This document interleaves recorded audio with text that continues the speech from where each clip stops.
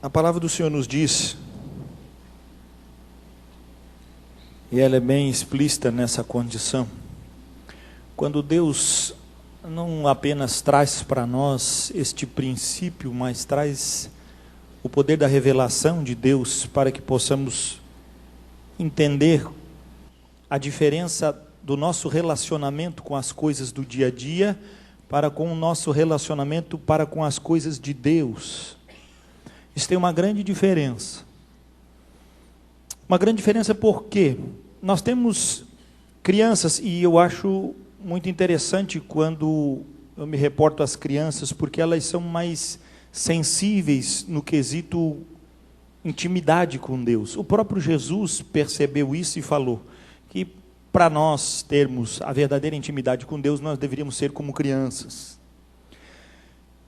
Porque nós, no coração, nós criamos uma carapaça para nós mesmos e transformamos essa carapaça de engano em algo que nós qualificamos como certo. Nós, para não sermos afrontados pela nossa consciência, que cobra um julgamento pelas nossas atitudes.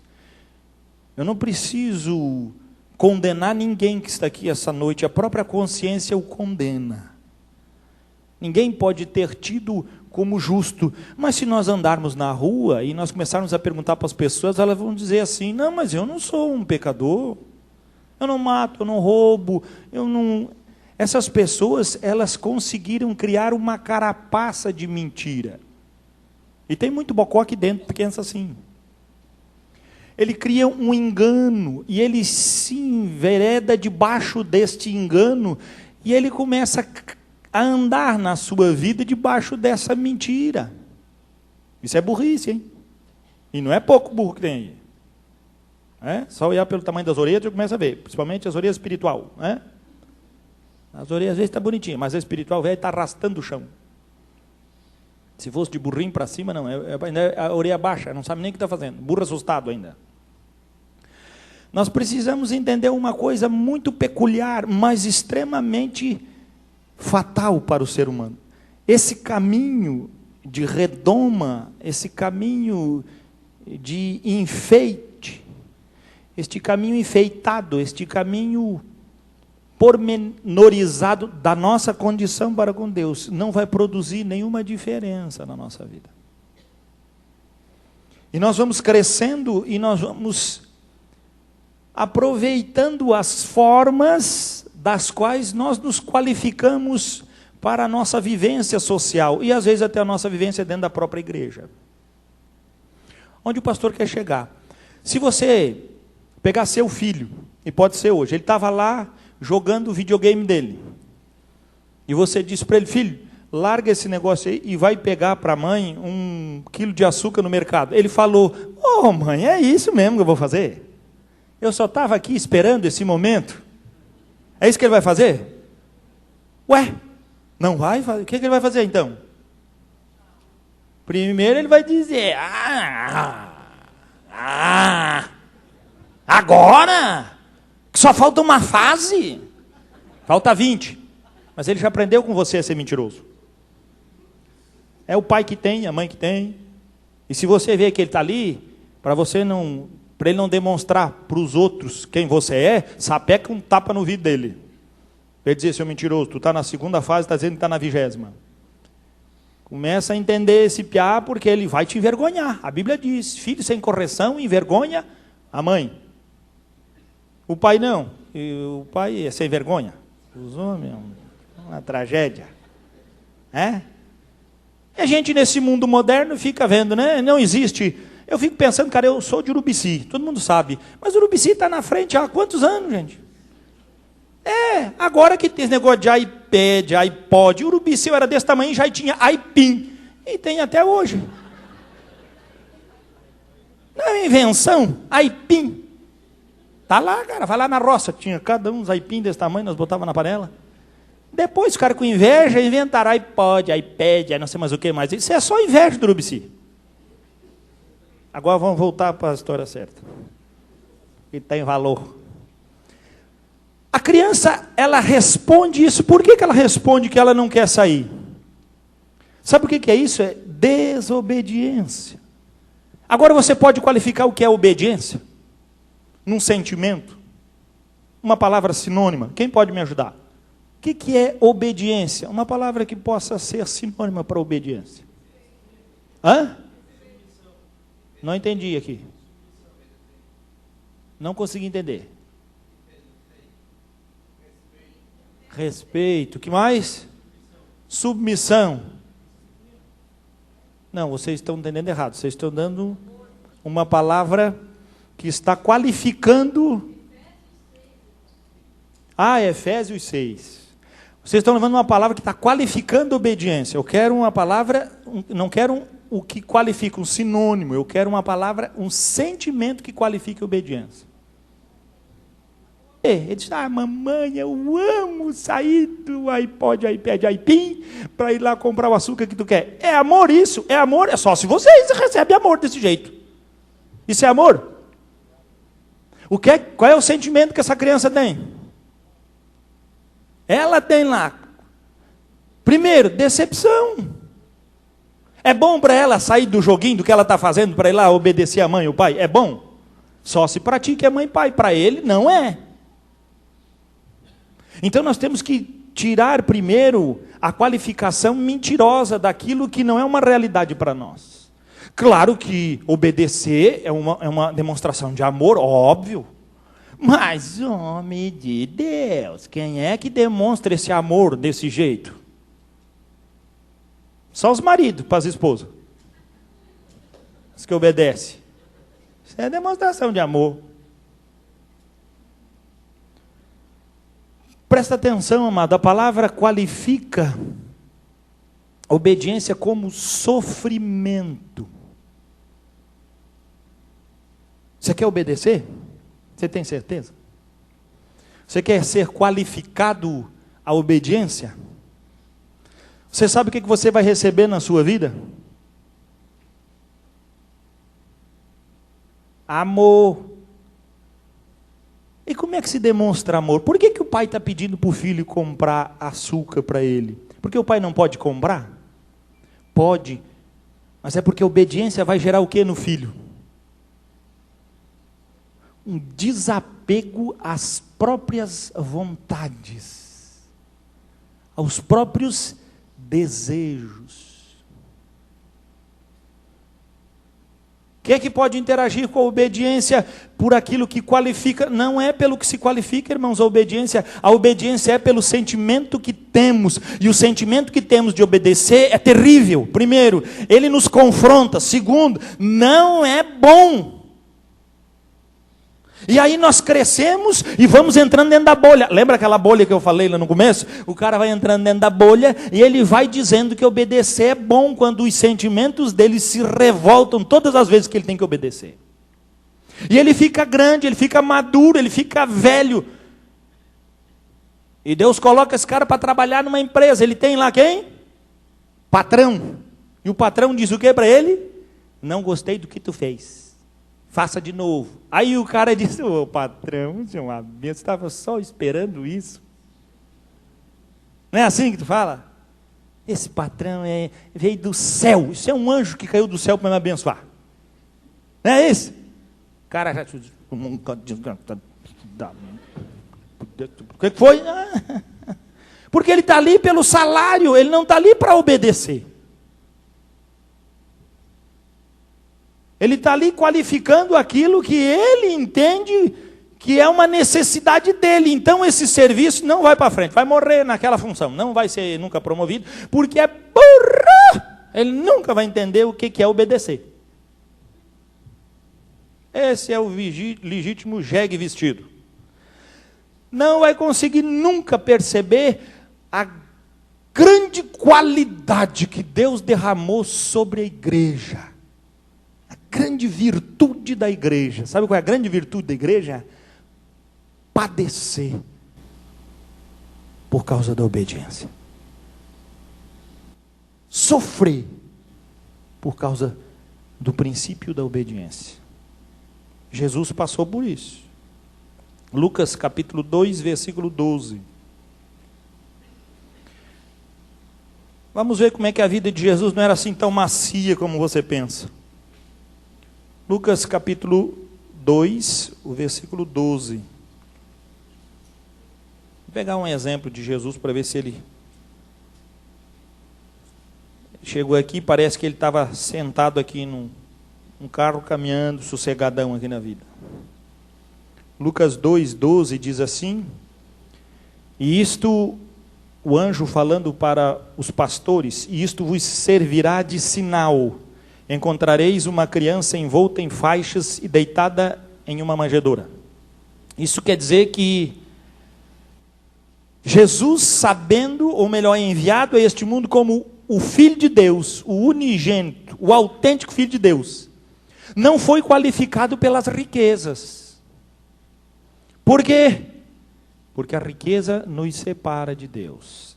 A riqueza produz em nós um instinto lascivo espiritual. Um instinto que não deixa o nosso coração se dobrar à glória e o poder de Deus.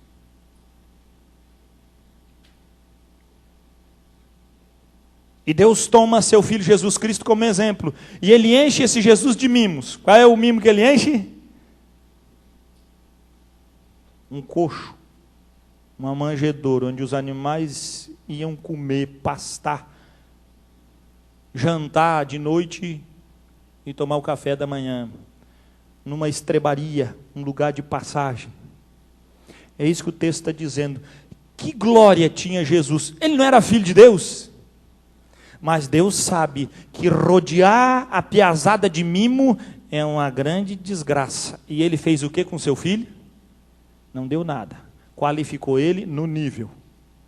Ou seja, sua pobreza de forma alguma tirou a qualidade de que Jesus era filho de Deus. Ou tirou.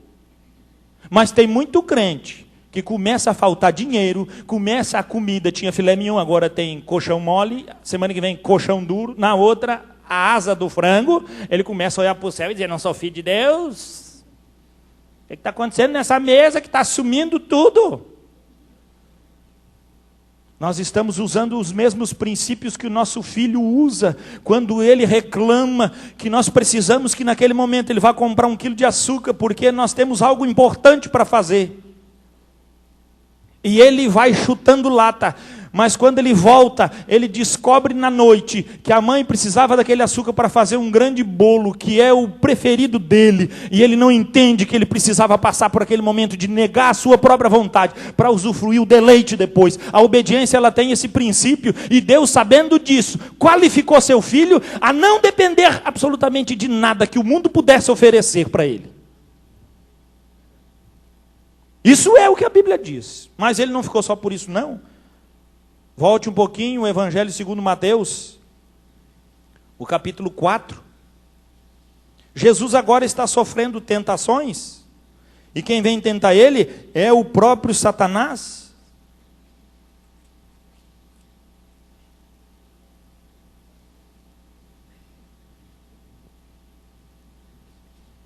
Mateus capítulo 4. Versículo 3. Então o tentador, aproximando-se, lhe disse, se és filho de Deus, manda que estas pedras se transformem em pães. Por que ele não podia dizer, está com fome, transforma a pedra? Por que ele colocou, se tu és o filho de Deus? Se você olhar um pouquinho à frente, no capítulo 3, versículo 16 e 17, diz a palavra assim, batizado Jesus, saiu logo da água, e eis que se lhe abriram os céus, e viu o Espírito de Deus descendo como pomba, vindo sobre ele. E eis uma voz dos céus que dizia, este é o meu filho amado em quem me compraz. Quando Deus declara que nós somos filhos, o diabo também declara a oportunidade para colocar em xeque o tempo em que você será chamado de filho de Deus. E ele não vai vir dizer que você é chamado filho de Deus quando está tudo sobrando. Ele vem para pegar no teu pé quando você está verdadeiramente padecendo fisicamente uma grande necessidade. Quantas vezes você já escutou, não precisa nem de gente, o próprio diabo dizendo para você, na sua cabeça, quando você está servindo a Deus, quando você está em jejuns e orações, quando você está buscando esse Deus em adoração sincera, daqui a pouquinho parece que some tudo da sua mão, e você ganha de brinde uma doença que te tira da sua proximidade que você estava com Deus usufruindo. E aí o diabo diz: você vai servir esse Deus aí, não é ele teu pai? É só você que passa por isso? A Bíblia diz que Jesus passou por isso, e a Bíblia afirma que ele estava com fome, e estava ele há 40 dias sem comer nada, e quando teve fome, na primeira oportunidade que o cão teve, foi de ladrar, oferecendo para ele pedra. E se ele era o Filho de Deus, poderia todas as coisas. Poderia ou não poderia? Poderia. Mas não quis tomar por ocasião ser igual a Deus, embora o fosse como Deus. Suas tentações não desmentem e não podem tirar a qualidade de filho que ele possuía, mas muitas vezes tiram de nós, muitas vezes desqualificam o Deus das nossas vidas pela aprovação e pelas tentações que passamos. Calúnias. Ah, pastor, eu sou muito caluniado na igreja, no serviço, todo mundo é contra eu. Então lá, João 10.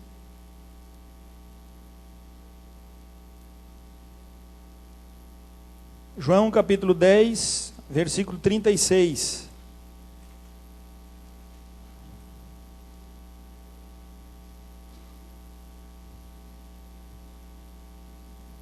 Jesus discutindo com os fariseus.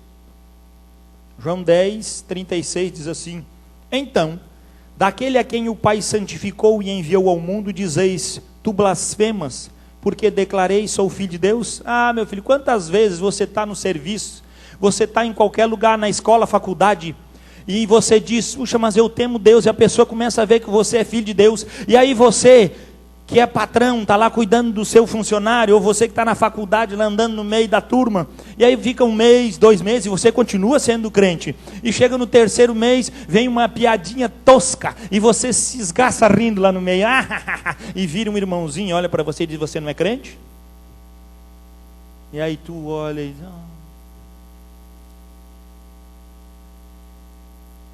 fique tranquilo, meu filho, sempre tem alguém de plantão para cortar o nosso barato. Agora Jesus aqui estava sendo posto à prova e sendo caluniado por aqueles, simplesmente porque ele disse que ele era filho de Deus. Por que ele tinha que mentir agora, dizendo que não era? Porque os caras queriam que ele não fosse? Eu sou filho de Deus. Então Jesus, agora eu blasfemo porque declarei que sou filho de Deus? E o 37 ele diz, se não faço as obras de meu Pai, não me acrediteis, mas se faço e não me credes, crede nas obras, para que possais saber e compreender que o Pai está em mim e eu estou no Pai. A qualificação de Jesus é uma intimidade profunda com Deus, e a resposta dele não é em função do que os outros o qualificam, mas a sua condição naquilo que o qualifica diante de seu Pai. E ninguém pode tirar a filiação que ele tem, a intimidade que ele tem com esse Deus tão forte. Que muitas vezes as coisas corriqueiras tiram esse Deus, tiram essa paternidade do nosso coração. Muitas vezes nós estamos na igreja e sentimos um Deus presente, forte. Mas quando começamos a caminhar na nossa vida, começamos a ver que lá no nosso coração, parece que Deus passou a ser um ser abstrato, totalmente intangível, que não dá para tocar, que não dá para sentir. Fique tranquilo, os caluniadores vão fazer de tudo para tirar você da posição de filho que Deus te deu pelo novo nascimento, pela obra da cruz. Porque pela cruz recebemos a graça de sermos agraciados como filhos de Deus, mas a obra de Satanás torna tudo ao nosso derredor extremamente deplorável, para que esse poder de Deus não possa verdadeiramente nos aperfeiçoar. Quando nós éramos criança, lá no Urubici, no domingo pela manhã, meu pai acordava cedo. Eu acho que era dos dias que ele acordava mais cedo. Então arrumava a galerinha para que nós pudéssemos ir para a igreja. Hoje meus pais moram do lado da igreja, mas a segunda casa que nós morávamos no Urubici ficava bem longe. E nós íamos a pé, porque não tinha bicicleta para todo mundo. Pai não tinha carro. E nós acordávamos cedo. E quando sentávamos na mesa, o pai lia um texto da Bíblia, nós orávamos, tinha um tempo de comunhão.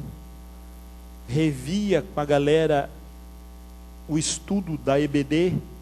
E então partimos nós meia hora de caminhada. Não era muita coisa, mas para eu com as pernas grossas, não chegava nunca naquela igreja. E muitas vezes, no meu coração, eu não queria ir para a igreja. Puxa vida, tem que ir para a igreja. Mas meu pai e minha mãe sempre criaram no meu coração um desejo de estar na igreja com os meus irmãos. Quando vinha o sentimento, aquilo não dava tempo de tomar forma, porque a casa já sabia que ninguém estava muito disposto. Então vinha todo o parecer do lá para que nós pudéssemos ir. Muitas vezes os pais aprendem, nós estamos no mês da família, e dizem, pô, pastor, às vezes meu filho não quer vir para a igreja, mas é mesmo, eu também não quero, porque às vezes nós deixamos para as 6:30 da tarde, daqui a pouco nós gritamos, e ele está lá jogando, brincando, jogando bola, passeando, andando de bicicleta, e nós damos um grito, vai se arrumar para ir para a igreja. Ah, rapaz, o que a igreja é para ele? Corta barato, igreja chata, poxa, agora que eu estou no bem bom. Depois de muitos anos eu entendi a forma que meu pai, e olha, eu estou dizendo, depois de casado, velho, meu pai usava essa pequena condição. Quando nós chegávamos na igreja, chegávamos com o coração dispostos a adorar o Senhor, porque já estávamos 1h30 sendo preparados para aquele momento que estava na presença de Deus. Hoje eu não consigo fazer isso com a minha casa. Aquilo que meu pai me ensinou.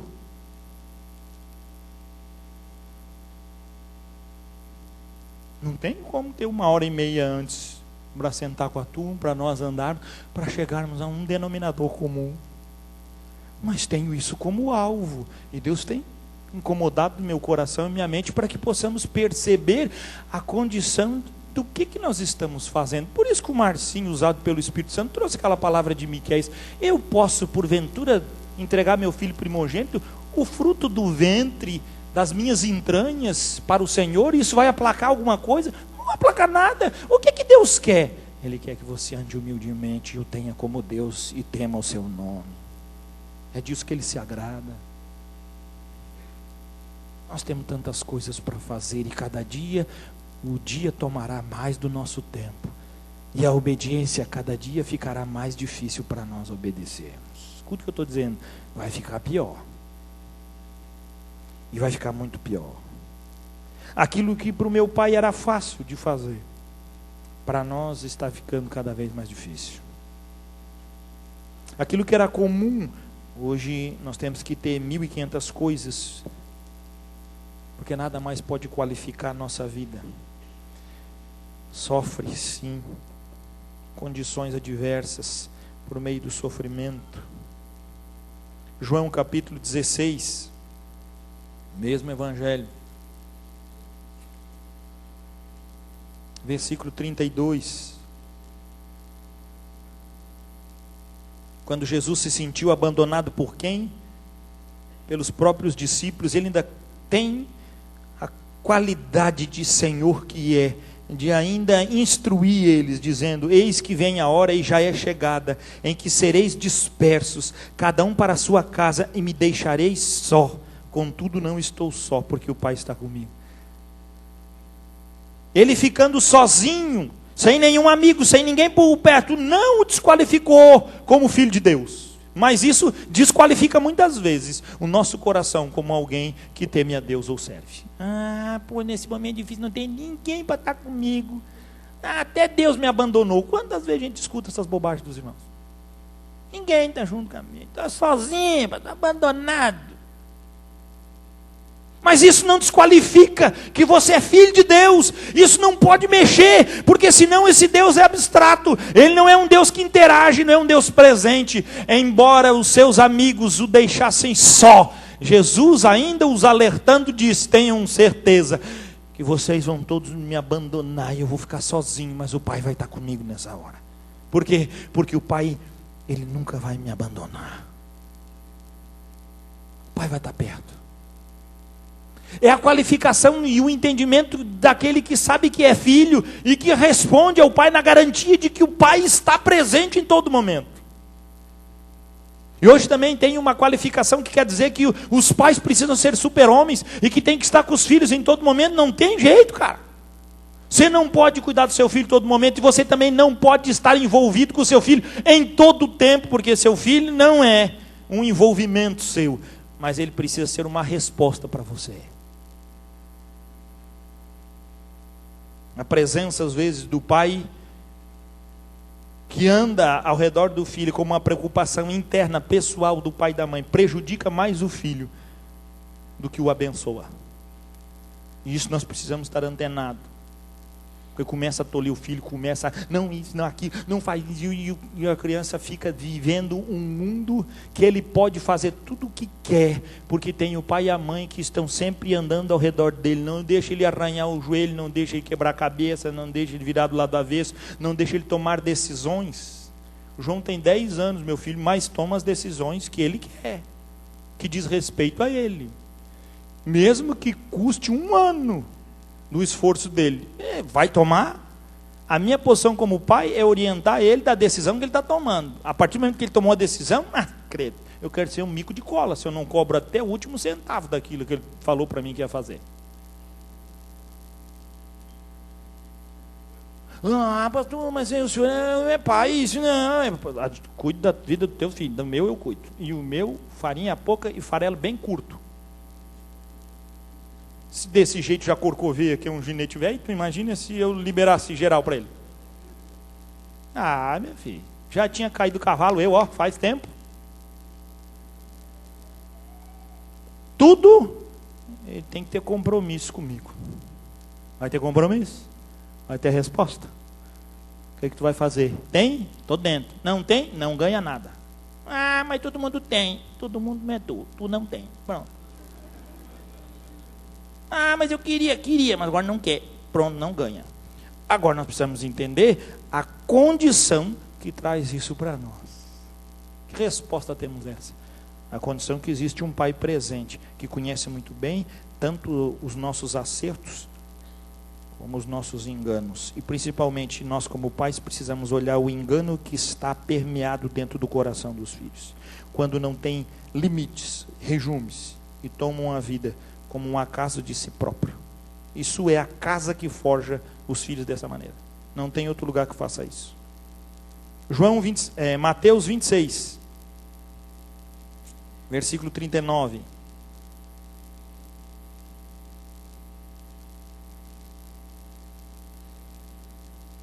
Jesus agora está no Getsêmani e ele está passando momentos de extrema dor e sofrimento.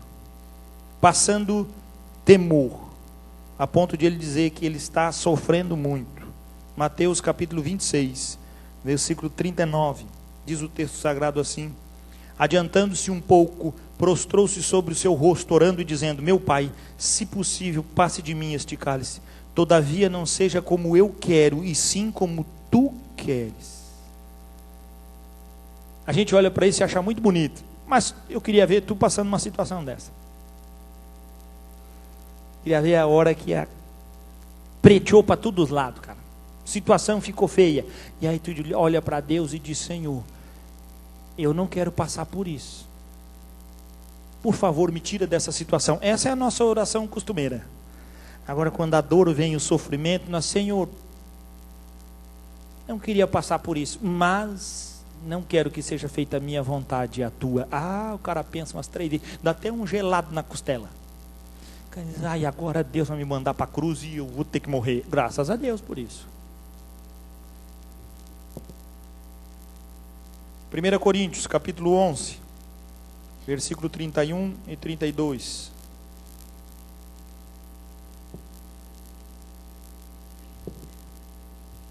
Primeira Coríntios, capítulo 11, versículo 31 e 32. Paulo, referindo-se à igreja em Corinto que estava totalmente fora do padrão da celebração da ceia.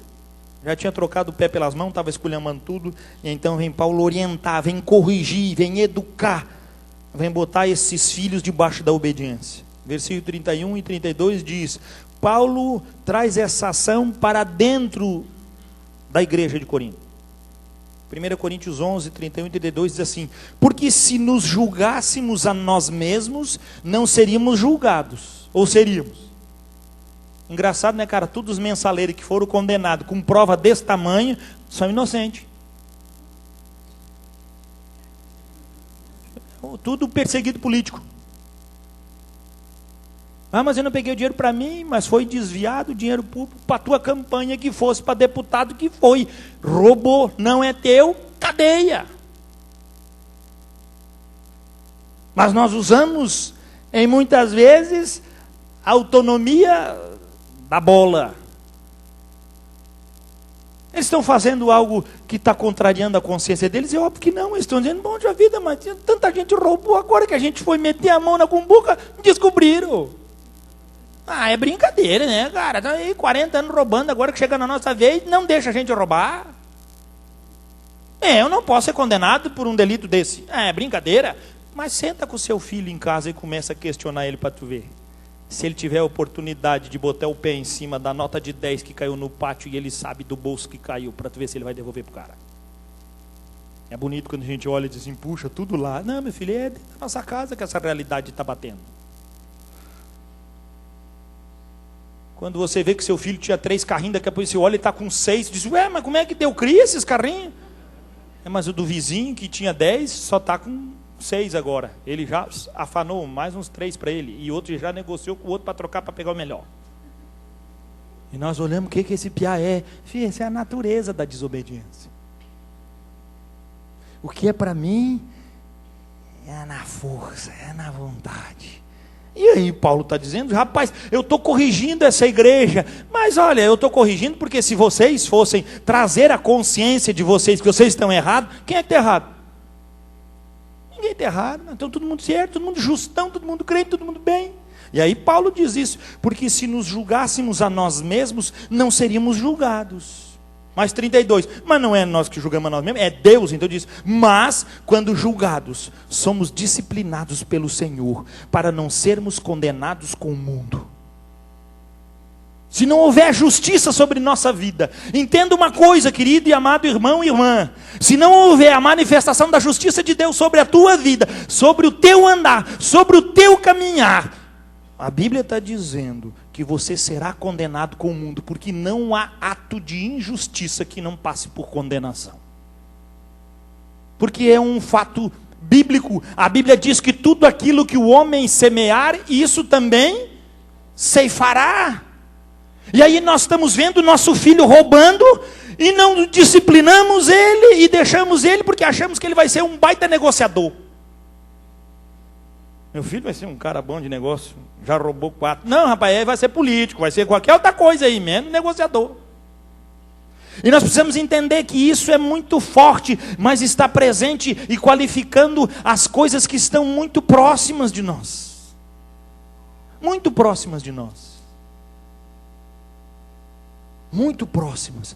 E nós muitas vezes não entendemos, porque o nosso julgamento que fizemos por nós mesmos está correto.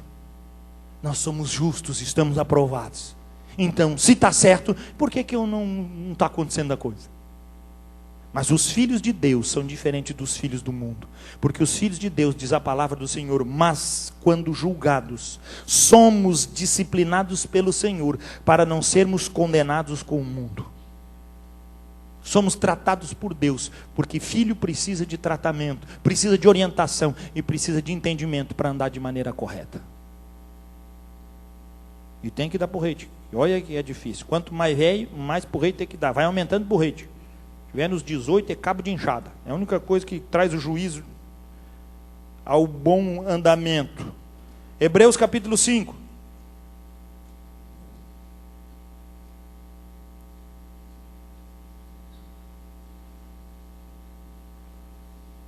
Versículo 8. Hebreus capítulo 5, versículo 8. Olha o que Jesus nos ensina. Embora sendo filho, aprendeu a obediência pelas coisas que... Lembra que no começo eu falei obediência, sentimento, é de sofrimento. Sentimento é de dor, sentimento é de renúncia, sentimento não é agradável. Quem que aprendeu dessa forma? Pô, mas Jesus não era Deus? Ele tinha que aprender? A Bíblia diz que ele renunciou toda a sua glória e aceitou ser um homem. Então como é que os homens andam? Assim Jesus andou. Como é que os homens querem crescer? Aprendendo. E o homem aprende a obediência através do sofrimento. Ah, não, pastor, não gostei de vir nessa igreja. Não, tem um monte de outras igrejas que diz que tu não vai sofrer, mas também tu não vai aprender nada. Aqui, eu não estou qualificando que essa igreja é melhor do que qualquer outra. Eu estou qualificando que a palavra de Deus diz como verdade. E eu não estou aqui para enganar ninguém, nem para dizer que se você vir para Jesus, tua vida vai ficar boa. Vai ficar boa de um lado, porque do outro vai virar do lado avesso. Vai ficar boa porque tu vai estar com o coração cheio de esperança numa eternidade. Coisa que tu não tinha antes. Mas aí é dizer que a tua vida é melhor, acabei de dizer. Vai ter que renunciar a dinheiro. Trazer tudo para o pastor aqui, ó. Já aprendeu nas outras? Cumpre o resto aqui. Enche o bolso meu aqui, eu saio faceiro. É para nós rir, irmãos. Porque muitos tantos pensam que se qualificam, renunciando isso por causa daquilo. Eu amo Jesus. Quando ele poderia pegar o moço rico e dizer para ele que ele poderia dar todo o dízimo na igreja, Jesus o surpreende dizendo: toma todos os teus bens, toda a tua riqueza, distribui aos pobres. Quando tu não tiver nada, tu vem e me segue. É porque tem muita gente que tem dinheiro e vem para a igreja e diz: não, eu tenho que ficar na igreja, porque se eu não estiver lá e não der o dízimo, o que vai ser da igreja? Ele pensa que ele ajuda com o dízimo dele. Por isso que nós pagamos um monte de taxa e coisa arada. O teu dízimo está entravando aqui, meu filho. Pacando a igreja. É difícil, né? Tu imagina se eu fizesse o apelo do sermão hoje? Venda tudo teus bens, distribui aos pobres e vamos morar aqui na igreja, tudo um atrás do outro aqui, ó. Quem quer esse desafio? Vai aqui sozinho, cara. Quem vai? Nem eu aceitava o desafio do apelo. A realidade do chamado de Jesus está muito longe. E por quê? Porque o Espírito Santo não é bobo, não vai lançar pérolas a porcos. Nenhum de nós aqui neste lugar está preparado para este chamado que Jesus tão severamente colocou como um fardo nas mãos daquele moço jovem rico, que nós sentamos o pau nele. Mas eu duvido nessa igreja que tenha qualidade de pegar tudo que tem, vender e vir servir Jesus com nada. Não tem um aqui. E eu vou ser mais, não tem um em Santa Catarina. E depois da teologia da prosperidade, não tem um no Brasil. Ah, eu dou, só vem o Luiz, que ele não tem nada. Mas isso Jesus não mandou ele fazer. Ele fez esse pedido para quem? Para o moço que possuía muitos bens. E tem um mundaréu de crente pobre, só tem um carro velho, mas não larga aquilo ali, porque é tudo que ele tem. Nós estamos muito longe ainda de sermos qualificados por Deus como filhos, embora saibamos no nosso coração que somos pela graça. E aí o Yuri falou com muita sabedoria pelo Espírito Santo. Tudo que temos é graça, o que vestimos é graça. E se nós não abrirmos os olhos e entendermos o que é a graça, nós não temos como ser qualificados. E ainda que você venda todos os seus bens e distribua aos pobres, como diz o apóstolo Paulo em 1 Coríntios 13, se não tiver amor, de nada vale. Primeiro nós precisamos ser bombardeados por um relacionamento íntimo que produza no nosso coração uma intimidade com o nosso Pai. E nada neste mundo possa tirar essa realidade do Pai. O ser que nos conduz em todos os tempos e em todas as dificuldades como Deus da nossa vida. Versículo 8. Embora sendo filho, a Bíblia atesta, ele é filho. Aprendeu a obediência pelas coisas que sofreu. E tendo sido aperfeiçoado, tornou-se o autor da salvação eterna para todos os que lhe obedecem. tendo sido nomeado por Deus sumo sacerdote, segundo a ordem de Melquisedeque. Por quê? Porque foi aperfeiçoado. Foi aperfeiçoado como? Pela obediência. Só sentimentos legais Jesus tinha, né? Acabamos de ver, sofrendo. A ponto, Lucas relata que ele chegou a suar gotas de sangue. Sua alma estava em tremendo afronta e conflito. Dor que você não possa imaginar. Mas ele disse: Pai, é nesse momento que eu quero dizer que a minha vontade não tem valor nenhum, mas a tua é soberana sobre a minha vida. A Bíblia diz que isso o qualificou como perfeito. É o que nós mais fizemos, né? Como nós cobramos dos nossos filhos aquilo que nós não temos a dignidade de responder, na maioria das vezes, para Deus. Versículo 11. A esse respeito, temos muitas coisas que dizer e difíceis de explicar. A respeito do que ele está falando aqui? Obediência e aperfeiçoamento dos santos. Ele diz que isso é difícil de explicar. Porquanto vos tornastes tardios em ouvir. Nós gostamos da comodidade. 12. Pois com efeito, quando devíeis ser mestres, atendendo ao tempo decorrido, tendes novamente necessidade de que alguém vos ensine de novo quais são os princípios elementares dos oráculos de Deus. Assim vos tornastes como necessitados de leite e não de alimento sólido. 13. Ora, todo aquele que se alimenta de leite é inexperiente na palavra da justiça, porque é criança. 14. Mas o alimento sólido é para os adultos, para aqueles que, pela prática, têm as suas faculdades exercitadas para discernir não somente o bem, como também o mal. É bonito de ler, né? Mas essa realidade para nós ainda está muito longe.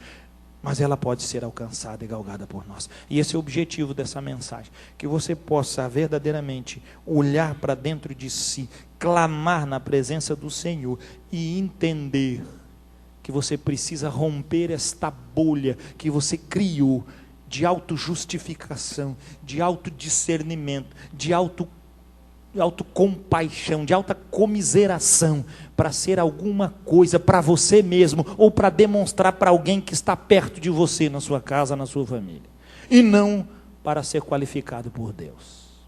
Os homens injuriaram e caluniaram Jesus, mas diante de Deus ele permaneceu sendo filho de Deus.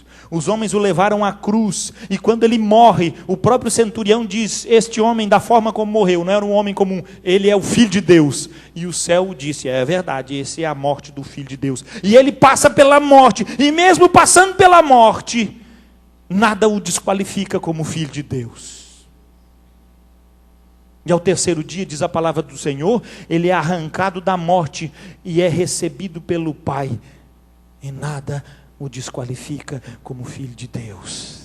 Se você morrer nesta esperança, saiba que pela ressurreição você vai também acordar com a mesma fé e a mesma esperança, porque somos chamados filhos de Deus para sermos aperfeiçoados por Deus e andarmos no que qualifica a vida de Cristo na nossa vida, a perfeição. Eu gosto muito disso. E tendo sido aperfeiçoado, não foi uma varinha de condão, não veio, a pirlim pim pim e jogou e Jesus passou. Ele foi passando por etapas. Se a gente pensa que ele só foi aperfeiçoado nos últimos 3 anos de ministério, não, meu filho, desde que nasceu, foi criado, com 12 anos, foi esquecido em Jerusalém, voltou o pai e a mãe para pegar ele, e a Bíblia diz, e foi para Nazaré com seu pai e sua mãe, e era submisso em todas as coisas, obediente em tudo que fazia. Por isso que Maria guardava no coração, cara, quem é que teve um filho obediente em tudo? Só ela e José, quem mais? E nós, que temos filho em casa, tudo obediente? Eu fiz, isso é difícil demais. Mas a minha dor é que muitas vezes nós adultos, maduros, vivemos a nossa vida sozinha, temos maturidade, ainda temos atitudes piores que os nossos filhos de 4, 5, 6, 7, 10 anos de idade. Que ainda continuamos sendo tardios, como diz o texto sagrado. Igreja, levantemo-nos para sermos aperfeiçoados com as coisas que têm valor. Levantemos para obedecer, ser verdadeiramente impactado pela obediência e sermos transformados pelo amor de Deus. Jesus é um bom exemplo para nós, ou melhor, a única referência que precisamos ter para a nossa vida.